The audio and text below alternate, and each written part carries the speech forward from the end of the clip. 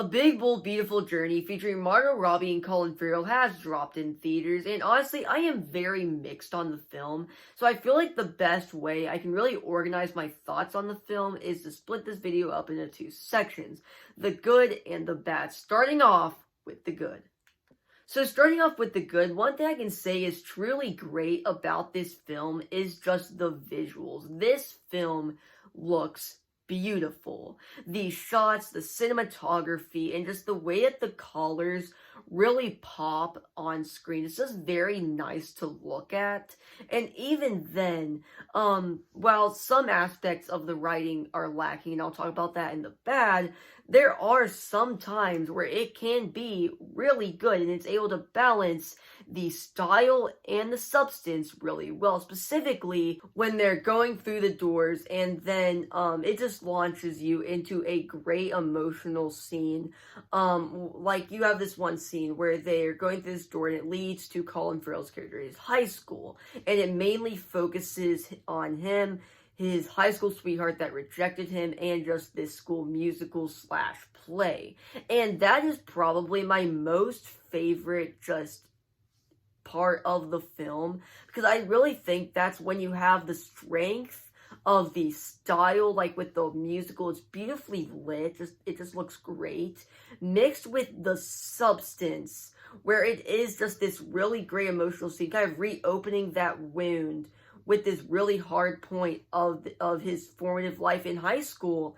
And it's just a very nice moment where he's out on this stage kind of confronting his memories in a way he could not do when he was actually in the moment, but now kind of getting closure on these certain points in his life. And that's really just the whole theme of the movie, getting closure on these things that happened when they were younger, kind of going back through these stories to these past memories and re-interacting with them with the hindsight that they have years after they happened. This is an example of one where when Margot Robbie's character goes into this hospital and her mother is dead.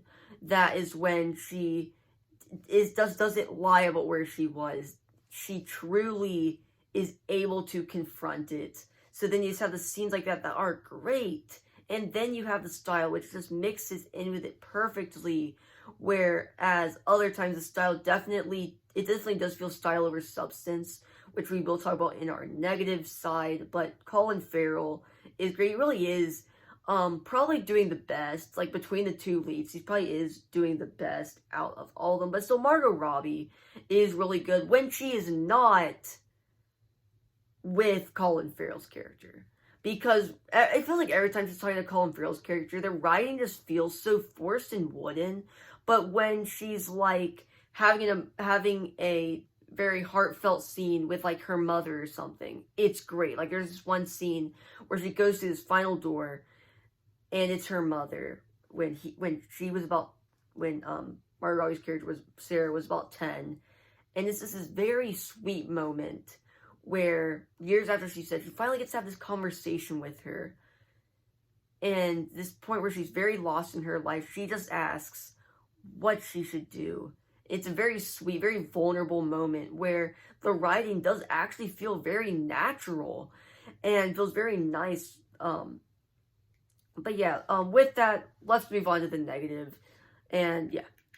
So starting off with the negatives, the writing can feel very wooden at times, where rather than, having it there to build on the characters and naturally deliver exposition organically as you're learning about the characters, it beats you over the head with exposition and then just feels like it's there not to build on the characters, but just there so you learn a little bit more about them, and then it moves on to the next plot beat.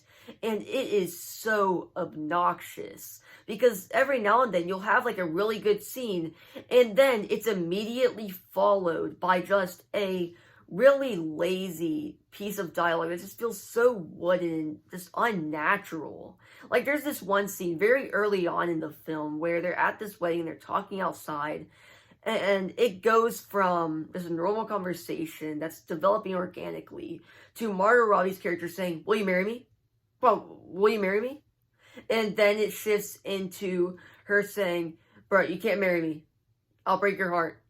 And then she goes off to dance and she hooks up with this random guy. And then the next day, she acts like nothing happens when they meet back up at this Burger King. Like, and that all happens in such a short amount of time that it just feels like absolute tonal whiplash. Where number one, they didn't know how to naturally convey the information about the character, so they just beat you over the head with it and treat you like you're an idiot. Just being like, okay, this is how this happens, and this character feels this because of this, okay? Instead of just naturally delivering it, it just feels so obnoxious. And there are multiple scenes like that where it is just very jarring. The way it delivers information, just exposition, after you will have a pretty good scene, you'll say like that. Where it's just very jarring and very just annoying. Really, that's where the negatives end. It is just the writing and how wooden it can feel at times. And that basically is it. There's a lot of positives, right? Like a lot of individual positives, but then there's just one negative. But that one negative carries through so much of the film in a way it sort of overshadows it in the end. And yes, that's really about it for me. If you all enjoyed this video or any of my other content, please consider subscribing. I'll see you in the next one. Goodbye.